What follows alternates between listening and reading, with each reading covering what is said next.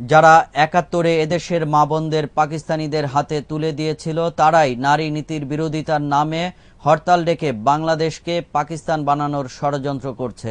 শুক্রবার রাজধানীতে স্বাধীনতা দিবসের এক আলোচনায় আইন প্রতিমন্ত্রী কামরুল ইসলাম এমন অভিযোগ করেন।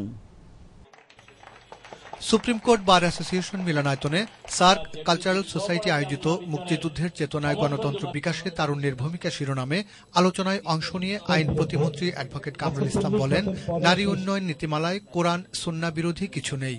তিনি অভিযোগ করেন, শুধুমাত্র যুদ্ধাপরাধীদের বিচারকে বাধাগ্রস্ত করতে এবং দেশে অস্থিতিশীল পরিবেশ সৃষ্টি করে ধর্ম ব্যবসায়ীরা এদেশকে পাকিস্তান বানানোর ষড়যন্ত্র করছে। সেই ধর্ম ব্যবসায়ীরা আজকে নারী উন্নয়ন নীতির বিরোধিতার নামে আজকে আবার হরতালের আহ্বান করেছে। আজকে তারা দেশটাকে পাকিস্তানের মতো অশান্ত দেশ বানাতে চায়। আজকে আমাদের মা বোনদের আজকে আইয়ামে জাহিলিয়াতের যুগে তারা নিয়ে যেতে চায়। তারা নারী স্বাধীনতায় বিশ্বাস করে না। হরতালের নামে যদি নৈরাজ্যের সৃষ্টি করা হয়, জনগণের জানমালের ক্ষতি করার চেষ্টা করা হয়, কোন অবস্থাতেই ফজলুল হক আমিনী হোক যত বড় ধর্ম ব্যবসায়ী হোক, তাকে কোনো সময় ছাড় দেওয়া হবে না। তার বিরুদ্ধে অবশ্যই সরকার ব্যবস্থা নেবে। সরকার চুপ করে বসে থাকতে পারে না।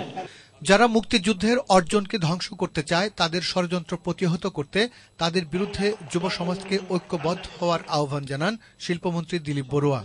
যারা বাংলাদেশকে পেছনে নিয়ে যেতে চায়, তারা হচ্ছে মুক্তিযুদ্ধের চেতনাকে লালন করে না, তারা বরঞ্চ মুক্তিযুদ্ধের চেতনার পরস্পর বিরোধী অবস্থানে আছে।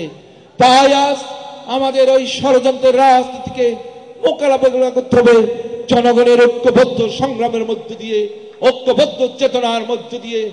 আইন প্রতিমন্ত্রী বলেন, যুদ্ধাপরাধের অভিযোগে গ্রেফতারকৃত আব্দুল আলিমকে জামিনের মাধ্যমে প্রমাণিত হয়েছে যুদ্ধাপরাধের বিচারে গঠিত বিশেষ ট্রাইব্যুনাল স্বাধীনভাবে কাজ করছে। তিনি আবারও দৃঢ় কণ্ঠে বলেন, ২০১১ সালের মধ্যেই চিহ্নিত যুদ্ধাপরাধীর বিচার করা হবে। সালাউদ্দিন বাদল, ইসলামিক টেলিভিশন, ঢাকা। এবার আন্তর্জাতিক প্রসঙ্গ। যুদ্ধ বিধ্বস্ত লিবিয়া থেকে প্রতিদিনই শত শত মানুষ জীবন বাঁচাতে পাড়ি জমাচ্ছে অন্য কোথাও। এদের মধ্যে বেশিরভাগই প্রথমে আশ্রয় নিচ্ছে সীমান্ত পার্শ্ববর্তী দেশ তিউনিসিয়ায়। সেখানে সীমান্ত এলাকায় গড়ে উঠেছে বেশ কয়েকটি অস্থায়ী শরণার্থী ক্যাম্প। তিউনিসিয়া সীমান্তে শরণার্থী ক্যাম্পের উপর বিস্তারিত জানাচ্ছেন সানোয়ার পারভেজ। যুদ্ধ, বিগ্রহ, সংঘর্ষ আর গোলাবারুদের ধোঁয়ায় আচ্ছন্ন লিবিয়া থেকে প্রতিদিনই শত শত মানুষ জীবন বাঁচাতে লিবিয়া থেকে পাড়ি জমাচ্ছে অন্য কোথাও। এদের মধ্যে বেশিরভাগই প্রথমে আশ্রয় নিচ্ছে সীমান্ত পেরিয়ে পার্শ্ববর্তী দেশ তিউনিসিয়ায়। তিউনিসিয়ার সীমান্ত এলাকায় গড়ে উঠেছে বেশ কয়েকটি অস্থায়ী শরণার্থী ক্যাম্প। লিবিয়ায় কর্মসংস্থানের জন্য বসবাসরত কয়েক হাজার সোমালিয়া নাগরিক সম্প্রতি সীমান্ত পার হয়ে আশ্রয় নিয়েছে এমনই একটি শরণার্থী ক্যাম্পে। এই শিশুটি ভূমিষ্ঠ হয়েছে তিউনিসিয়া সীমান্তের শরণার্থী ক্যাম্পে। বাবা মা যখন জীবন বাঁচাতে যুদ্ধ বিক্ষুব্ধ লিবিয়া থেকে পালিয়ে আসার প্রাণপণ চেষ্টা করছিল, তখনও সে ছিল তার মায়ের গর্ভে। ঘর বাড়ি, সহায় সম্পদ সবকিছু পিছনে ফেলে শূন্য হাতে ওরা আশ্রয় নিয়েছে অস্থায়ী এই শরণার্থী ক্যাম্পে। আপাতত জীবন বাঁচলেও জীবন শুরু করতে হবে আবার নতুনভাবে। অন্ধকারময় অনাগত ভবিষ্যতের চিন্তায় এখন ওরা দিশেহারা। কিভাবে শুরু করবে আবার নতুন জীবন? সদ্য জন্ম নেয়া সন্তানের ভবিষ্যৎই বা কি হবে?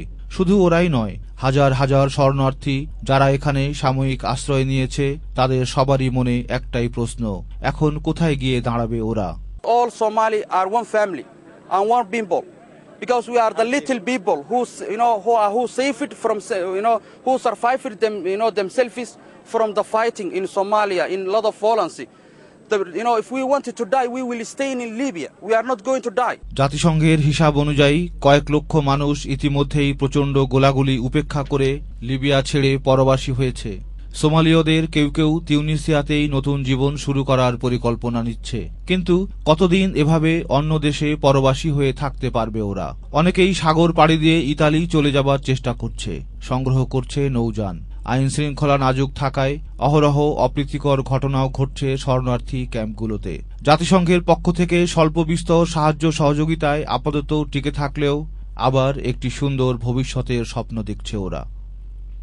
Sanowar Parvez, Islamic television, international desk.